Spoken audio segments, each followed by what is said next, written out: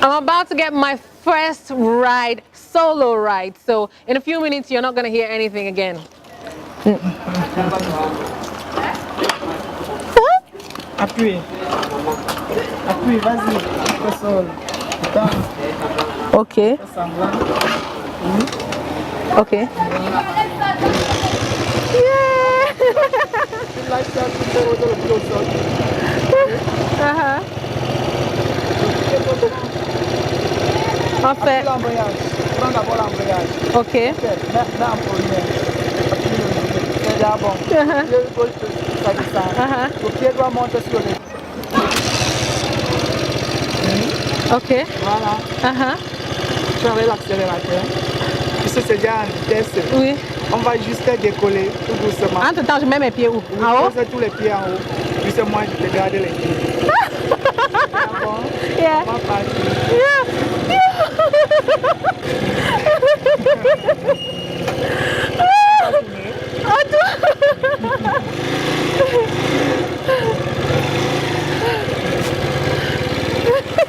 Pour garder l'équilibre. C'est bon.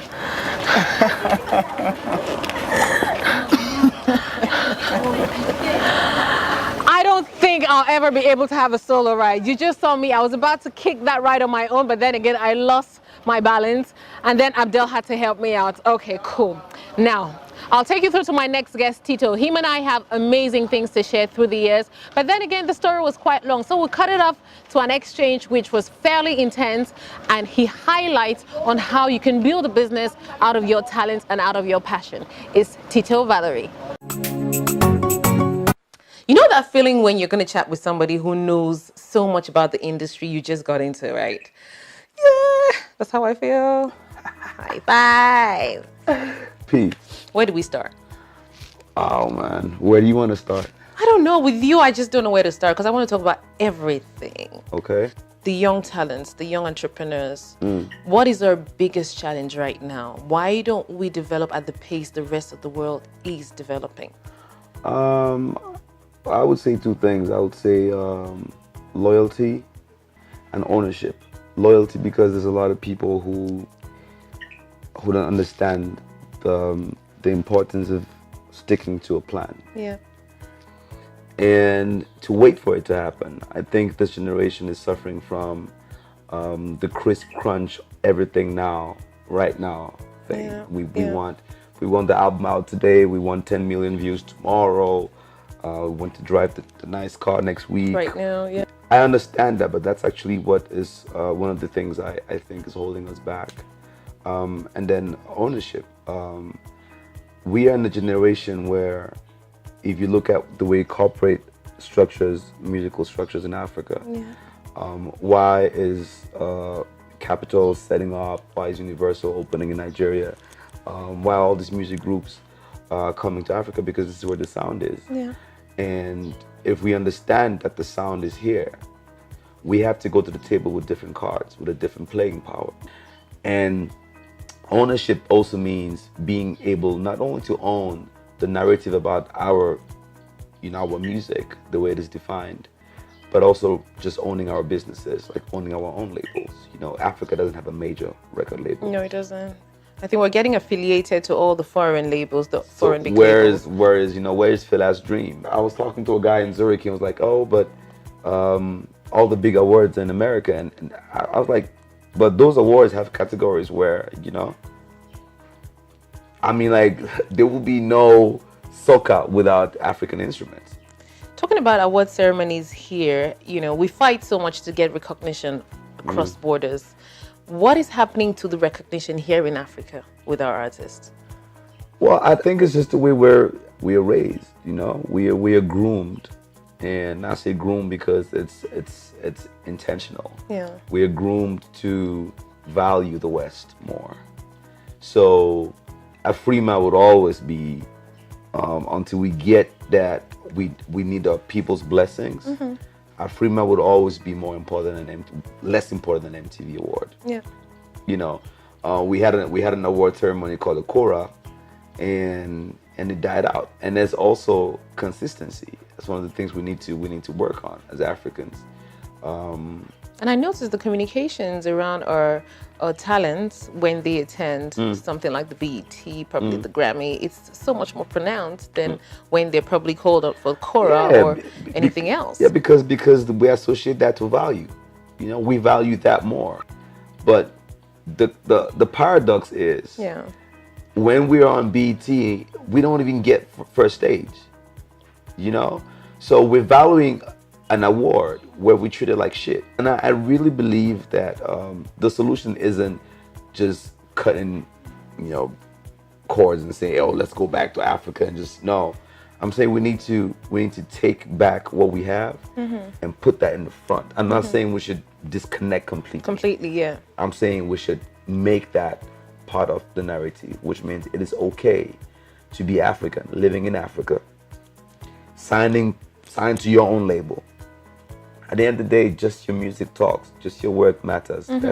That's a universal thing. At some point, you need to take a step back and know exactly what you want. You want to do stuff that is quality. I've been tagged as I'm a non grata for so many companies, but that's because you want to be treated with respect. Yeah. And you make it known. Now, that might close you some doors. Quite a lot of doors out here. But you don't need those doors.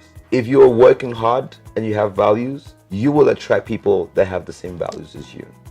So when a door is shut, they're shutting out content, they're shutting out quality. When you take that bold step to start something that you believe in, something you trust in, you know, like we believe in quality. For some reason, we may not necessarily have the facilities to make that happen the right way we want it. Yeah. Now, when you come up, know that. When you come up with that strength to stand firm, your integrity comes into play, your values come into play, of course. And your psychology is one thing that you need to hold on to really strong.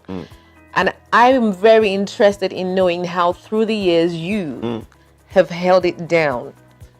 I think my mom was a huge influence in that sense. My mom would, like all moms and their sons, you know, she would literally guide me through these things.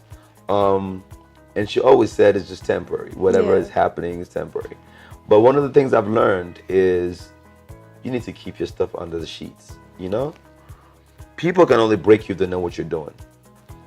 If you keep your stuff under the drapes, and so by the time they're trying to fight it, you're implanted. It's done. It's done and you're on the next thing. There's nothing to be done, yeah.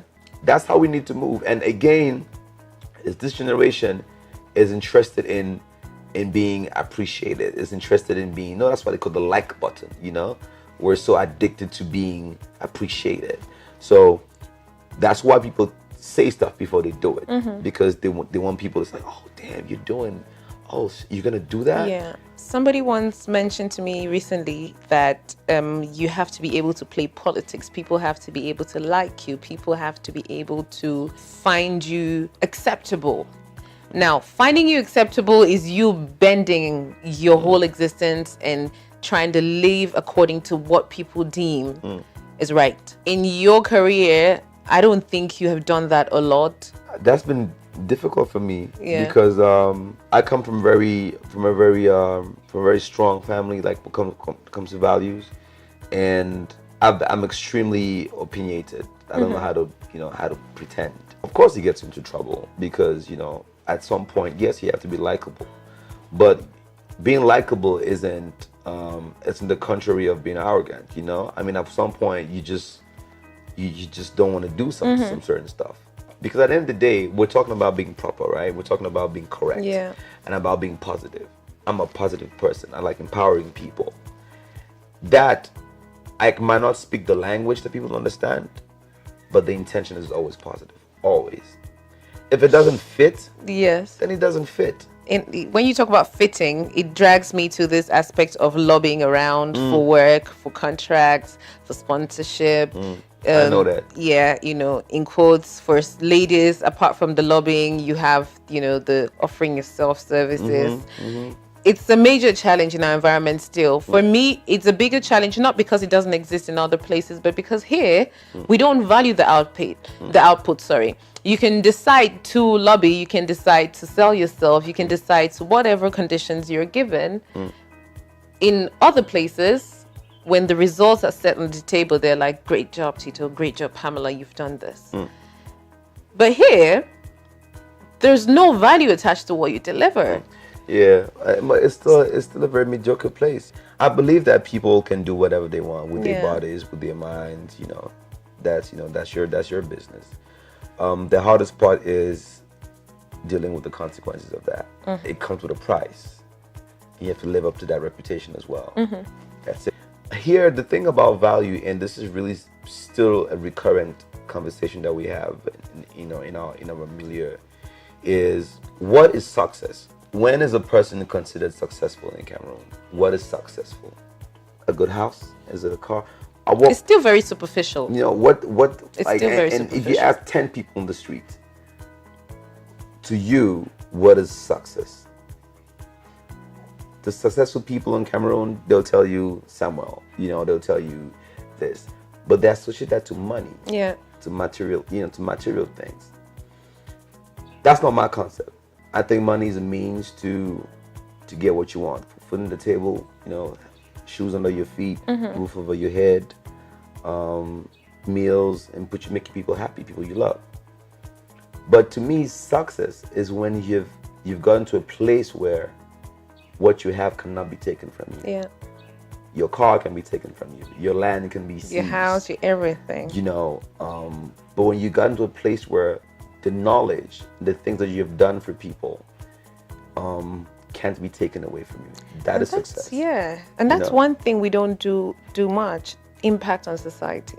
When you get to the place where you are selfless, you blow up, and you start understanding the things that you're doing and you're doing for other people. It's their energy. You just connect to them, and then So I think this country would never take that away from us. It would never take away what our values are. It would never take away our concept of freedom, our concept of success, which is independent of material things. And we might not be on top now, but it's not always going to be like this. This is a lot of wisdom from my very old friend Tito. I'm sure you can tell from this exchange that there's so much to talk about. There's so much we need to develop. Yes, we can be. I haven't even had time to really dig into your person like I really wanted to, because we have so much to share, especially based on your experiences. Glass half full, not half empty. Let your work speak for itself, and please find the energy, the strength to carry your dignity and your integrity with you wherever you go. Now I'm gonna have to apologize because I didn't succeed to go on a bike solo, but I promise you before the end of the season, I'll be the one riding you all over Douala. Based on my guest today, it's key and important to follow your passion, but at the same time, don't forget that you can always create a business. You can always make a business out of your passion. We young people have it in our power to build our futures. Until next time, you check us out on our social media platforms on Facebook, Instagram, and Twitter at The Miss P Show. Abdul and I are going to take a ride, and it's been Miss P, and I'm Simply Deep. Bye.